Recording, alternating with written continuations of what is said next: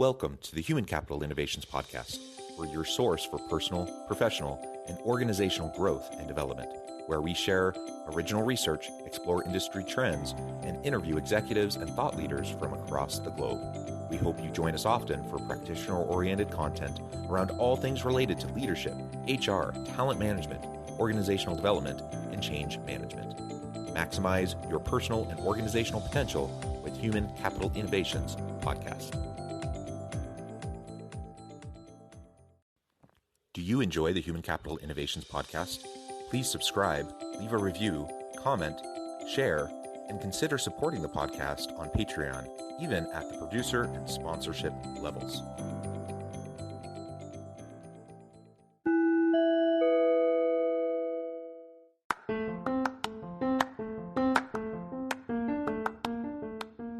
Welcome to the Human Capital Innovations Podcast.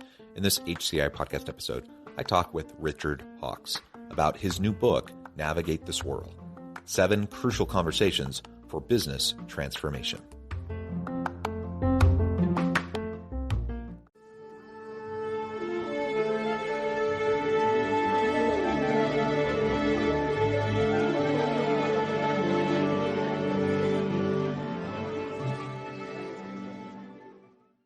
Richard Hawks, welcome to the Human Capital Innovations Podcast.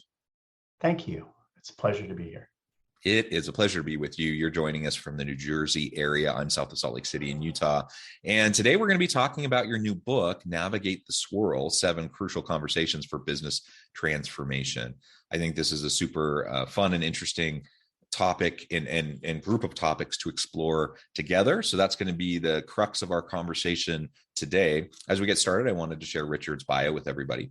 Richard Hawks, the author of Navigate the Swirl, is the founder of Growth River, an international consultancy that guides leaders and teams to create higher performance in businesses and organizations. He helps companies identify and resolve constraints to success. His clients include Edward Jones, Hitachi, Pfizer, Johnson & Johnson, Mars, and others. He sees purpose-driven, customer-focused, team-based, and multi-stakeholder businesses as the best bet for solving the world's biggest problems. He received his BA in computer science and German literature from Hamilton College. Fantastic. And that's an interesting combination, computer science and German literature. I'm not sure how many of those there are floating around with that combo. It was actually pretty timely at the time because having a computer science degree when I graduated got me a job really quickly. So yeah, out. Sure. I can totally see that. And then combining it with German literature. Now I say that as someone, for any longtime listeners of the podcast, you know, I lived for several years in South Korea. I minored in Korean language. So among my, various degrees I've earned over the years, I have a love and passion for Korean language and Korean culture, and minored it in. I didn't major in it, but I did minor in it as an undergrad. And yeah, every now and then you just throw in these kind of unique little things that help round out the individual. And that's certainly how I see my experience. And it's, I imagine you could speak to the same. Well, so I went so between high school and college, I took a gap year and ended up in Germany for a year. And I didn't speak a word of German when I got there, but I had to learn the language, to meet girls pretty much and get through school. And so that experience, I have to say, and you'll see in the book actually conveys a language for navigating growth in organizations, at least the seeds for a language to develop. And that experience had a huge impact on me and my understanding of sort of the relationship between language and conversation and being in it together and what alignment actually looks like. It's a very rich way to see change. I assume you probably resonate. Yeah, that's resonating with me very, very well. And I suspect anyone else who has spent a significant time abroad, who's been immersed in different cultures and different languages, you can kind of wrap your head around that. And that was totally my experience. Transformative experience in my young adulthood and early career that has really shaped the way I view the world and the way I have shaped my practice, my academic work, my educational career, my leadership practice, everything, I can go back and point to a lot of the lessons I learned during that time for sure. Yeah, so similar experience. Yeah, well, that's wonderful. Well, and you already kind of started down this path, but tell us a little bit more about why this book, why you wrote this book, why now, and what you're really trying to accomplish through getting this out there to share with others. So I actually, not consciously, but I think I started the book about 30 years ago. And it's when I decided to go into consulting because I was just fascinated with the whole process of growing and scaling companies and all the different elements that go into that. And I started taking notes and I started writing down what was working and not working. Flash forward 20 years from that point, maybe 15 years from that point, at that point, I'd worked with some companies and I'd been on their journeys for quite an extended period of time. So I worked with one company. We went from 4 scientists in a lab to being one of the largest DNA sequencing companies in our space in the world. We had labs all over China, all over Europe. We went through the entire process of scaling a company all the way up to a fully matrixed organization in a multicultural context. And that, and I was on their board for 18 years and working with the senior leadership team for about 22. So I took that entire journey all the way through. And so what happened is along the way, and there were many other experiences like that, and they're captured in the book, but along the way, I really was able to map out the process. I tried to write the book in 2009. I was living in Germany, actually, again. I was over there. I actually founded a part of our business when I was in Germany and tried to write it.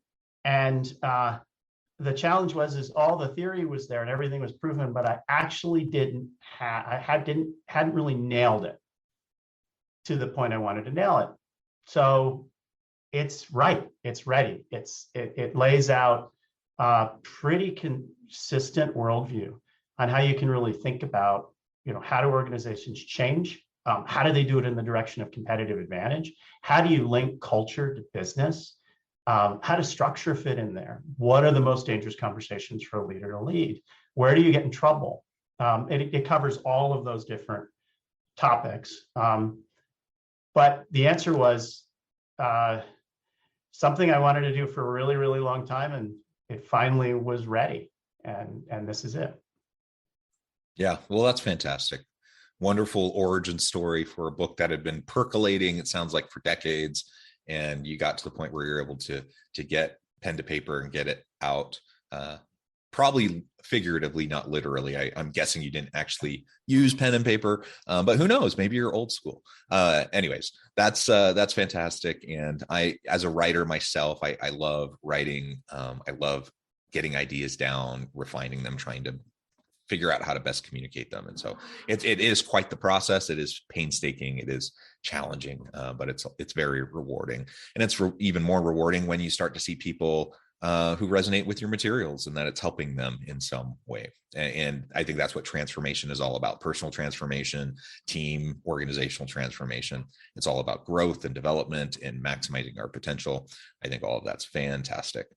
So why don't we walk through now, the subtitle to your book is 7 Crucial Conversations for Business Transformation. Let's walk through those 7 conversations in short order, and we'll just kind of do a quick summary of what those look like, and we can chat about that. Okay. Yeah, let me first say why the 7 conversations, and then I'll talk about them. But the title of the book is Navigate the Swirl, and the swirl is that inertia, organizational inertia that you feel, and the kind of sense of purposelessness you can feel in your jobs when you're not connected with other folks. So when you're not in actual aligned conversations and on a journey together. And so the 7 crucial conversations are a way out of the swirl. And the way to imagine the 7 crucial conversations is, I don't know, think of it as a rope, right? The swirl is this maelstrom, you're spinning around and there's a rope, a way to climb out. Well, the first thing to know is you can't get out alone. By its very nature, the swirl has to do with the social system around you. So you can push back all you want, but the system will push back and crush you. So you can only solve it by being in the solution with other people. So you really have to choose to understand that it's a social system, not a machine. And that sets a context for even being able to apply conversations, because transformation, organizational growth, and even the path to competitive advantage in a business all happen at the speed of conversations. And this is really critical. Okay, so yeah, well, let me just say too, I appreciate that in explaining the swirl metaphor. And I as you were describing that, I'm like, I've been guilty of that, I've been pounded down and squashed down and beat into submission by the system because I wasn't as skillful as I could have been or should have been, in terms of how I was navigating that and involving others in the process. So that absolutely is essential. I was reading something where someone was saying, the one way to navigate this is you have to choose. You may be put on a team, you may be, officially on a team or multiple teams in an organization, but you actually have to choose your own team. You have to actually build your own team. In other words, there needs to be a group of people who are in it with you so that you're not trying to do it alone. And when you try to do it alone, the system crushes you. And I think that's what you're pointing to. And so the question is how do you actually connect with others? So the 7 crucial conversations are a way to do that. Now, think of them as a rope out of the swirl. The bottom of the rope, if I tie a knot in the bottom of the rope, that's the activate purpose conversation. And it's sort of obvious why. If it doesn't link to a purpose, and if it doesn't connect to your own purpose, why bother? I mean, just a recipe for dissatisfaction. So that has to be that initial anchoring point. Now, the other side of the rope, the other end, is about implementation. Because if it doesn't link to actual implementation, to impacting the world, also kind of why bother? So the question is how do you link that purpose conversation all the way through to the implementation conversation in a social system with other people? There are other stuff in between. And the 5 conversations between purpose and implementation are those handholds, if you want to call them. And I'll just kind of go through them. There's activating purpose, and then there's driving focus, then there's shifting mindset. Those 3 conversations are the culture conversation. Then there's specifying roles and streamlining interdependencies. That's the whole conversation around org structure, roles, right? It's in between. And then you move into strategies, aligning strategies and implementing initiatives. And that's kind of the strategy conversation. Now, the thing to know about this is these systems, whether the system is a team or the system is an organization, they all evolve in a specific direction, like water flows in a certain direction.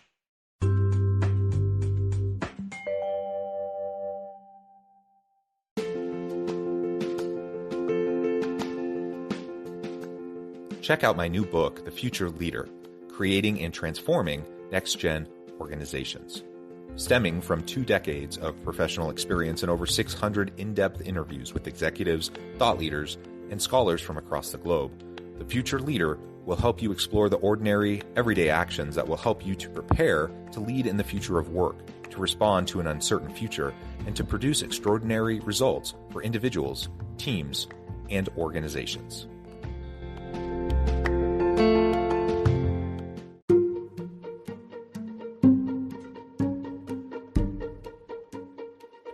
Welcome to the Human Capital Innovations Academy. Courses, micro-credentials, and certificates to upskill and reskill for the future of work. All HCI Academy courses, micro-credentials, and certificates are designed, developed, and delivered by award-winning and internationally renowned scholars, educators, thought leaders, executives, and practitioners.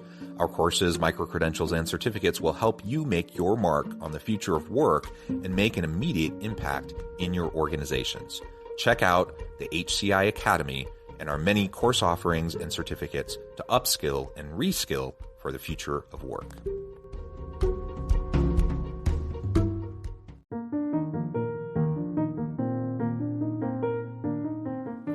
Check out our new weekly LinkedIn newsletter, Alchemizing Human Capital.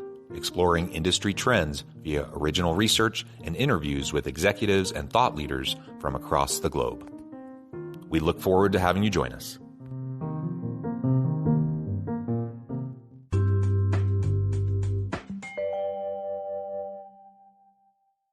There's really leadership and culture flows into roles and capabilities, which flows into strategies and customer experience. And the challenge is that those things, if I make a change to culture, it flows through everything else below it. But if I make a change to strategy and customer experience, it doesn't necessarily flow up. So I swim against that current at my own peril. So the conversations take you through the optimal path of what it actually means to not only align with, individually between members in a team, but also between teams in an organization. Among those conversations, it's just the one thing to say, there's one right in the middle, and it's really, really dangerous. And it's the one that derails almost all transformational initiatives. And it's the system of roles conversation.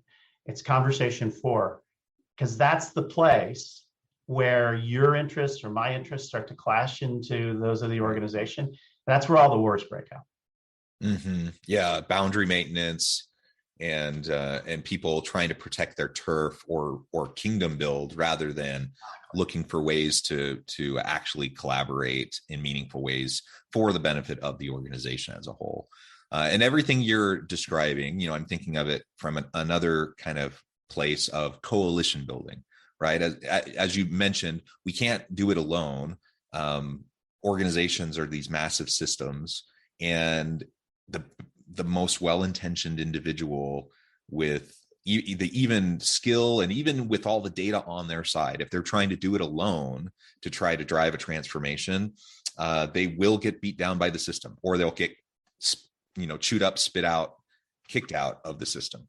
And so you have to coalition build. You have to go through that painstaking process of building those relationships, building them upon a foundation of trust, and then moving your way through. And that's why organizational transformation is a time-consuming process. It's why you can't just flip the switch.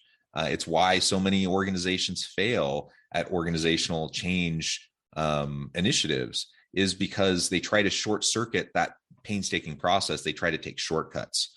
They think that, we just want to see change immediately, so we're just going to decree it, and then people are going to do it because that's what's expected. And you're smiling and nodding your head like we've all experienced that, and it never works.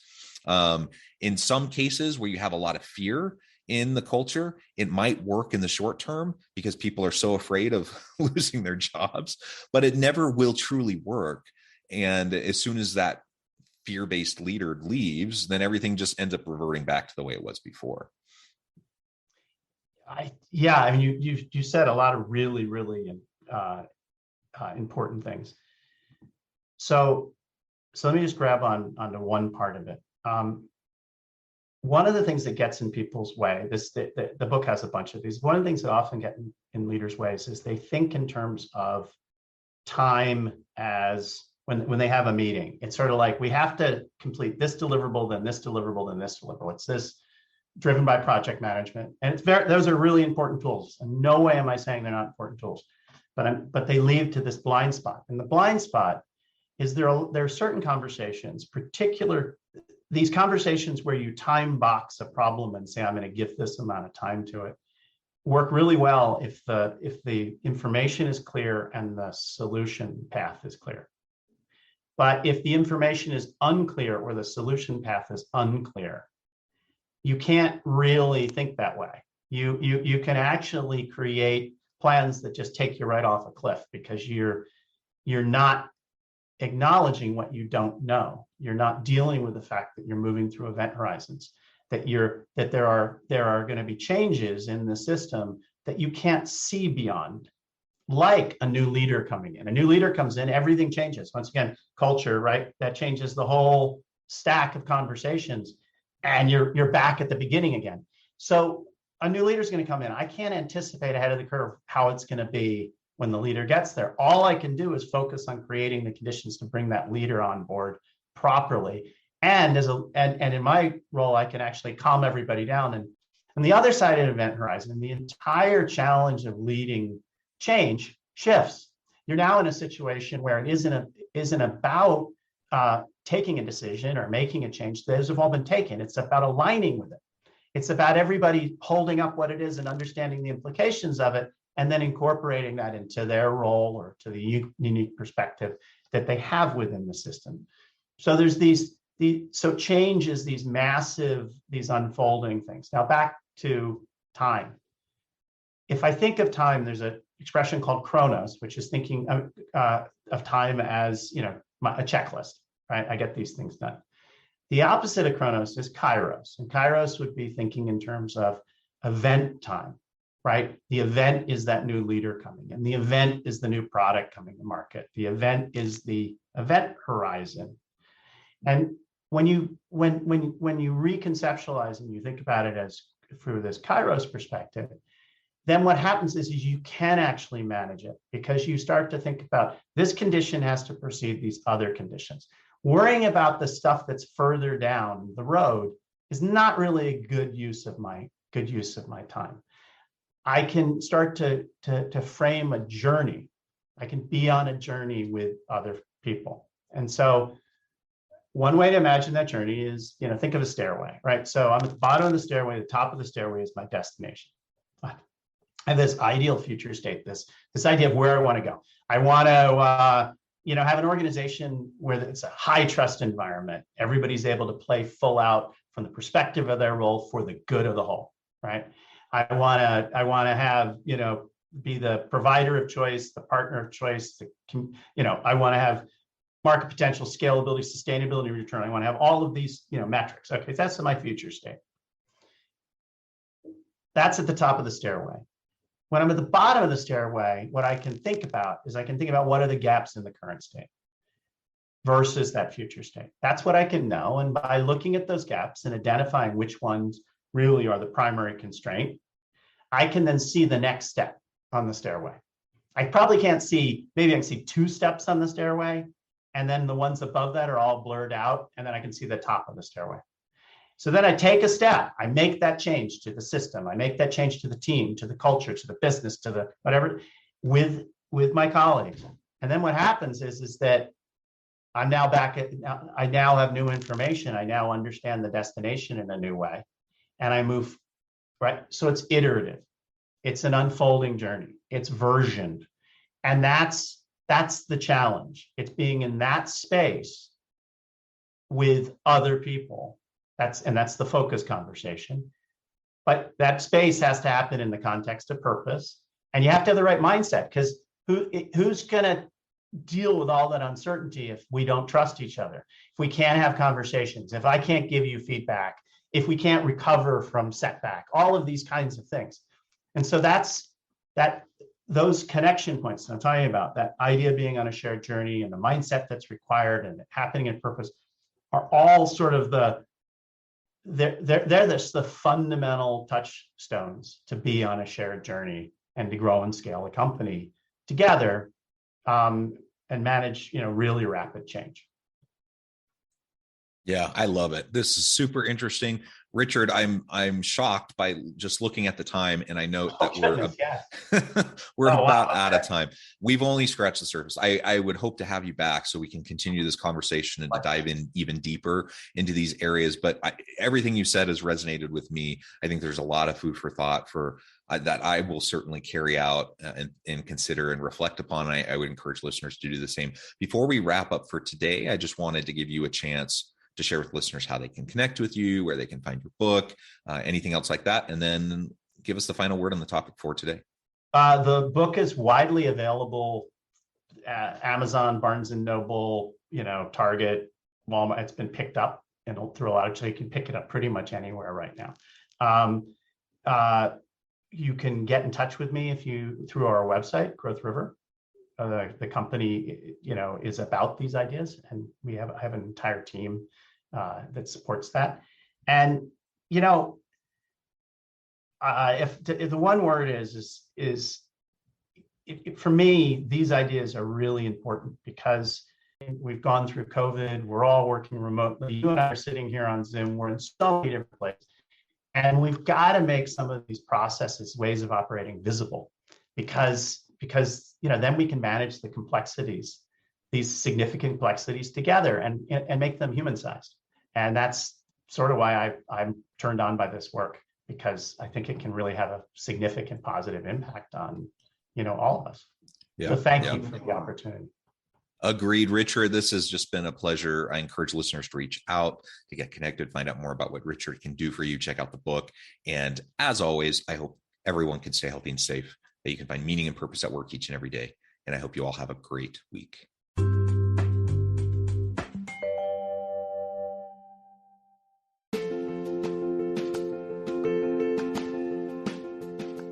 Bluer Than Indigo Leadership, the journey of becoming a truly remarkable leader.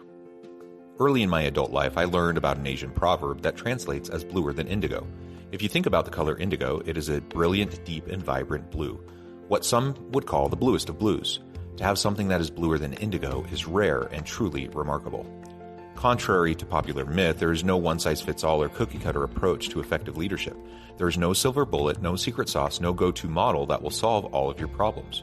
The truth is, great leaders have all had their unique strengths and flaws, and have all had to discover and then pave their own distinctive path in their life's journey to fulfill their leadership potential.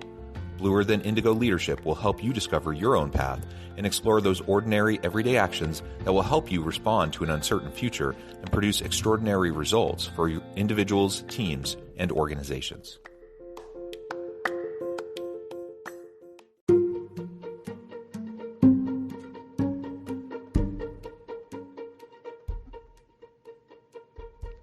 Check out Human Capital Innovations magazine, Human Capital Leadership.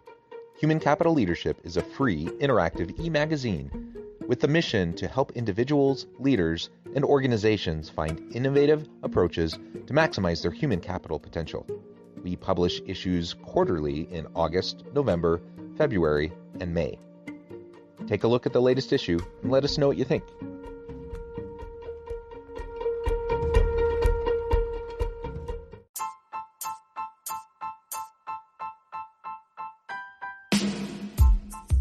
The alchemy of truly remarkable leadership. Ordinary, everyday actions that produce extraordinary results. Consider how the nature of work has shifted over the past 50 years. With increased globalization, rapid technological advancement, and the shift in economic composition, the average job of today looks very different than the average job of 50 years ago. What will the jobs and organizations of tomorrow look like? Moreover, what does this all mean for organizational leaders? What are the core competencies and capabilities of organizations and their leadership that are prepared for continued disruption and geopolitical and socioeconomic shifts? Regardless of what the future holds, increasingly, leaders need to be socially minded, data-driven, decisive, champions of talent, and disruptors of the traditional notions of leadership, teams, organizations, and work.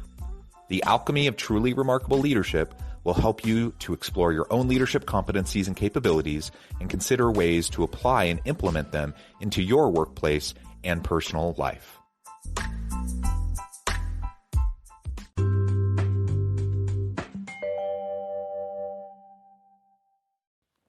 Do you enjoy the Human Capital Innovations podcast? Please subscribe, leave a review, comment, share, and consider supporting the podcast on Patreon, even at the producer and sponsorship levels. Thanks again for joining us for this episode of the Human Capital Innovations podcast. I hope you stay healthy and safe and that you have a great week.